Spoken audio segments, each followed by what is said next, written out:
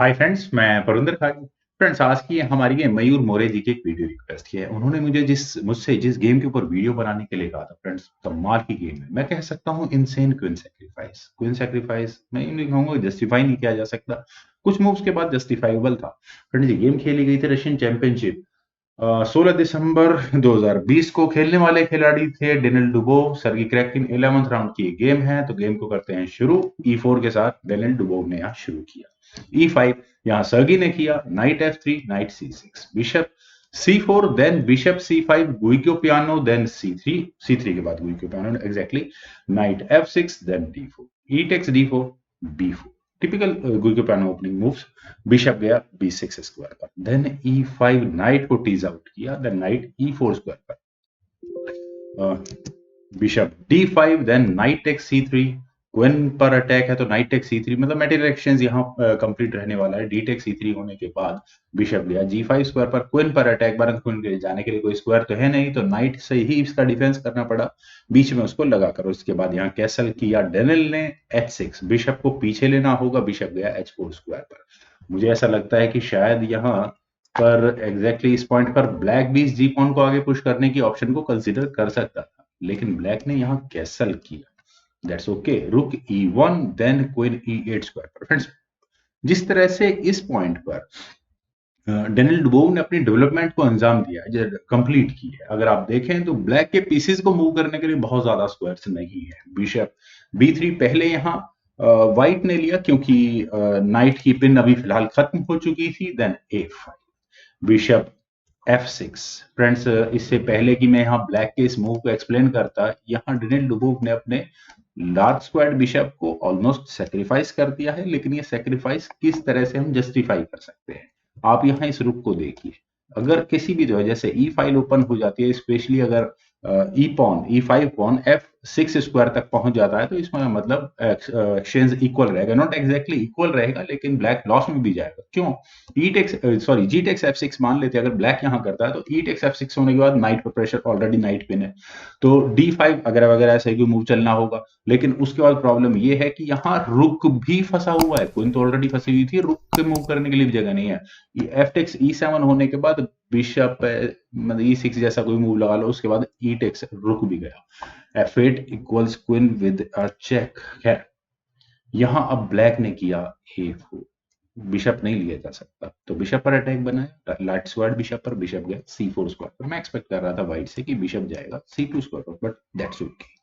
Late knight G6, queen D3, और यहां कह सकते हैं F7 पॉन पिन है बिकॉज ऑफ दिस बिशप, और इसका मतलब नाइट अनडिफेंडेड है और ये नाइट लिया जा सकता है।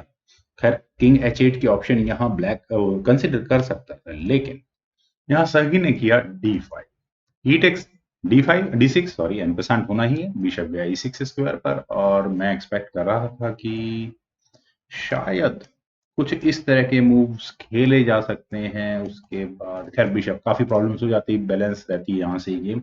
लेकिन पता नहीं डेनिल डुबोव ने कहां से कैलकुलेशंस निकाली, उन्होंने यहाँ किया queen G6, and why this move, F takes G6, then rook takes E6। अब कुछ कुछ समझ में आता है। सबसे पहले तो क्वीन पर अटैक है, और उसके बाद डिस्कवर्ड चेक की भी थ्रेट है। खैर, यहाँ सर्गी ने किया क्वीन F7, देन बिशप, पहले बिशप को बचाया गया, bishop takes C3, then king गया H8 स्क्वायर पर। और कम से कम अब वो जो क्वीन ट्रैप की थ्रेट थी, या क्वीन एक्सचेंज जो डिलेड था डेनिल डुबोव का, वो यहाँ जस्टिफाई होने लग रहा है। लेकिन किंग हट चुका है, तो वो थ्रेट खत्म हो चुकी है। रुक E4। अगर मैं अब बात करूं कि जो कुछ यहाँ मटेरियल लॉस फिलहाल एग्जैक्टली व्हाइट ने किया है, डेनिल डुबोव ने किया है, वो क्या जस्टिफाइएबल है? क्या वो जस्टिफाई किया जा सकता है? अगर मैं बात करूं क्वीन के सामने ऐसा क्या पीस है, सिर्फ लाइट स्क्वायर बिशप और एक नाइट ही तो एक्स्ट्रा है। पॉन्स की बात करते हैं तो पॉन्स चलिए, एक पॉन माइट भी हो सकता है वो आगे चला जाए। कर देखते हैं, क्वीन F5, रुक पर अटैक बना, रुक गया E7 स्क्वायर पर। That's okay. और अब यहाँ इस पॉइंट पर फ्रेंड्स, वैसे तो directly you can say that ये चेकमेट की थ्रेट है बिशप की वजह से, और ब्लैक को अब यहाँ क्या करना चाहिए? ऊपर से जो दूसरा बिशप रखा है वो ऐसे स्क्वायर पर है कि रुक को भी नहीं आने देने वाला।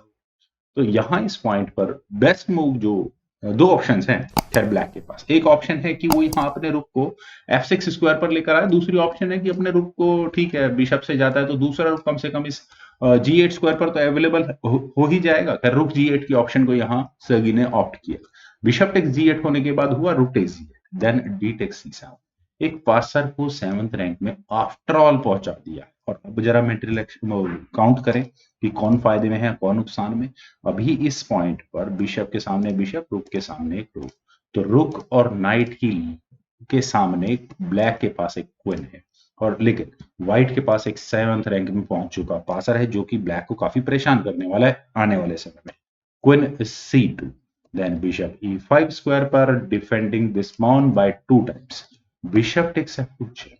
फ्रेंड्स इस मूव को मैं भी नजरअंदाज करूंगा। इस क्वीन के C2 स्क्वायर पर आने के बाद बिशप इनफैक्ट क्वीन का बहुत अच्छा अटैक बनता। अगर क्वीन टेक्स F2 होता भी तो किंग एक कदम और मूव हो जाता, आगे कोई फर्दर चेक नहीं बन पाती। क्या किंग H1 स्क्वायर पर, अभी भी किंग H1 स्क्वायर पर गया। Then bishop H6, H3 back rank checkmate की थ्रेट से तो कम से कम बचा जाए। किंग H1 स्क्वायर पर यहां पर पहले ब्लैक ने लिया, देन रुक G1। और फ्रेंड्स इस पॉइंट पर ये रुक स्टेबल नहीं रहने देना चाहिए था ब्लैक को व्हाइट की गेम में। यहाँ बिशप को वापस ऐसे स्क्वायर पर ले जाकर रुक पर अटैक बनाया जा सकता था खैर, लेकिन A3 पहले यहाँ ब्लैक ने किया, then king H2 G5, knight D4 square पर क्वीन पर अटैक। और एक बार अगर यहाँ कुछ मटेरियल एक्सचेंज इनफैक्ट किसी भी वे में हो गया मेरा ऐसा मानना है कि ब्लैक बहुत देर तक इस गेम को होल्ड नहीं कर पाया। अगर क्वीन C4 यहाँ पहले सर्गी ने लिया, नाइट F5 स्क्वायर पर, और नाइट के F5 स्क्वायर पर आने के बाद यहाँ 3 टाइम्स यानी कि रुक, बिशप और नाइट का प्रेशर बन चुका है यहाँ इस G7 स्क्वायर पर। तो इस पॉइंट पर क्या होना चाहिए? What about this bishop takes C7? अगर ऐसा भी होता है तो रुक टेक्स C7 क्वीन पर अटैक बनेगा, तो ये मूव भी मुझे कुछ ठीक नहीं लगता है। क्वीन टेक्स B4 यहाँ पर पहले सर्गी ने किया, और क्वीन टेक्स B4 करने के बाद रुक मतलब मटेरियल एक्सचेंज कोई खास फर्क पड़ता ही नहीं है। रुक C1 यहाँ पहले व्हाइट ने किया, then king G6, rook takes G7, king takes F5, rook takes G8। और अब एंड गेम की बात करते हैं कि बिशप के सामने बिशप, दैट्स ओके, क्वीन के सामने दो रुक्स यहाँ डेनियल डुबोव के पास आ चुके हैं। इनफैक्ट बिशप टेक्स C7 यहाँ करना ही पड़ेगा, bishop takes C7, queen B2, रुक पर अटैक। और देखा जाए तो ये अटैक भी मुझे ठीक लग रहा है। यहाँ अब ब्लैक के हाथ में इस गेम में अगर कुछ भी फाइट करने के लिए है तो वो A2 पास है, अगर ये A2 पास है यहाँ से निकल सके किसी भी तरह से तो। लेकिन रुक C5 check, D4, open king position के सामने ब्लैक के दोनों रुक्स हैं, इनफैक्ट ये बिशप भी है, तो ये कब तक ये चेकमेट बचे जा सकती है। और खासकर तब जब डेनियल डुबोव ने अपने रुक को D8 स्क्वायर पर लिया, तो सर्गी को यहाँ रिजाइन करना ही पड़ेगा। और रेजिग्नेशन की friends reason I don't think मुझे देने की बहुत ज्यादा जरूरत है। अब इस किंग के मूव करने के लिए क्या स्क्वायर्स बचे हैं फर्दर इस चेक से, और अगर क्वीन से रुक लिया गया तो मैं मानता नहीं कि इस गेम को होल्ड किया जा सकता है, क्योंकि व्हाइट यहाँ कंप्लीट रुक अप होगा। तो फ्रेंड्स कमाल की गेम रही, और मुझे पूरी उम्मीद है कि आप सभी लोगों को ये गेम और मेरी प्रेजेंटेशन दोनों पसंद आई होंगी। तो आप लोग इस वीडियो को लाइक करें, शेयर करें, और मेरे इस यूट्यूब चैनल चेस गुरु को प्लीज सब्सक्राइब जरूर करें। आपके कमेंट्स का एज यूजुअल मुझे बेहद इंतजार रहेगा। Thank you for watching and bye for.